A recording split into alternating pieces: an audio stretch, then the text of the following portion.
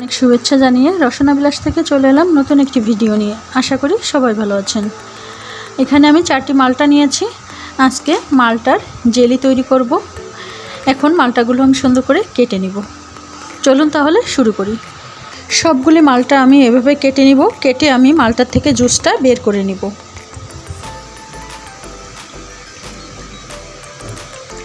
এখানে আমি 4টি মালটা নিয়েছিলাম আর মালটাগুলি থেকে আমি 2 কাপ পরিমাণ এখানে জুস বের করে নিয়েছি। এখানে মালটার একটু খোসা নিয়ে আমি কুচি কুচি করে কেটে নিয়েছি।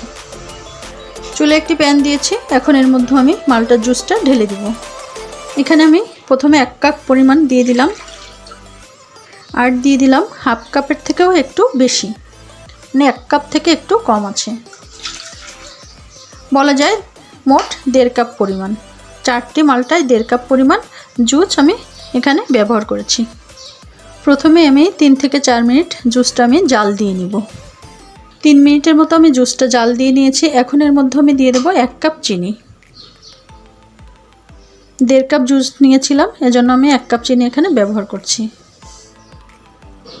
চাইলে আপনারা এখানে চিনির পরিমাণ বাড়িয়েও কমিয়েও দিতে পারেন আপনাদের পছন্দ অনুযায়ী, তবে কিন্তু 1 কাপের থেকে কম দেওয়া যাবে না। চুলার আঁচটি কিন্তু এই সময় মিডিয়াম থাকবে।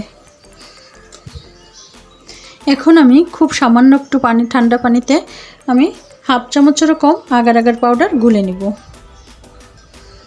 আমি সামান্য পানিতে আগার আগার পাউডার, হাফ চামচ আগার আগার পাউডার আমি এখানে মিশিয়ে নিয়েছি। এখন ঢেলে দিব আর সাথে সাথে নেড়ে চেড়ে দিব। সাথে সাথে নাড়তে হবে, তা না হলে কিন্তু দলা পেকে যাবে।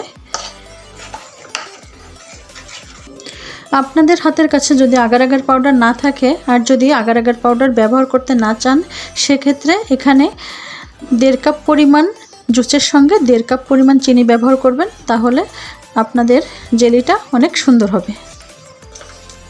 এখানে আমি 1 ফোঁটা ইয়েলো ফুড কালার ব্যবহার করেছি।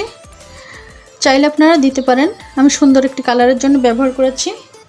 আমার রেসিপিগুলো যদি আপনাদের কাছে ভালো লেগে থাকে তাহলে অবশ্যই লাইক, কমেন্ট, শেয়ার করবেন এবং আমার ইউটিউব চ্যানেলটি সাবস্ক্রাইব করে আমার পাশে থাকবেন। এখন আমি এখানে মালটার যে খোসা আমি কুচি কুচি করে কেটে রেখেছিলাম এখন দিয়ে দিব। শেষের দিকে ব্যবহার করতে হবে। এখন এর মধ্যে আমি দিয়ে দেব 3 চামচ লেবুর রস। ভালো করে মিশিয়ে নেব। এখন এখানে আমি 2 চামচের মতো ভিনেগার বা সিরকা দিয়ে দেব। অনেক দিন যাবত সংরক্ষণ করতে চাইলে লেবুর রস, ভিনেগার অবশ্যই দেওয়ার চেষ্টা করবেন, তাহলে আপনার জেলিটা নষ্ট হবে না, অনেক দিন ভালো থাকবে।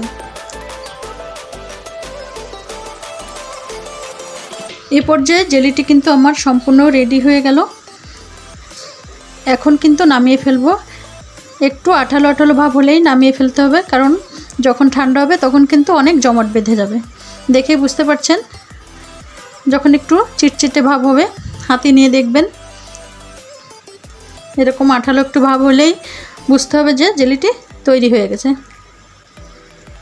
এখন আমি নামিয়ে ফেলবো। দেখুন, চামচের সাহায্যে নিয়ে হাতে নিয়ে একটু দেখবেন যে আঠালো একটু ভাব চলে আসছে। এখন দেখে লিকুইড মনে হচ্ছে, কিন্তু একটু পরেই কিন্তু জমাট বেঁধে যাবে।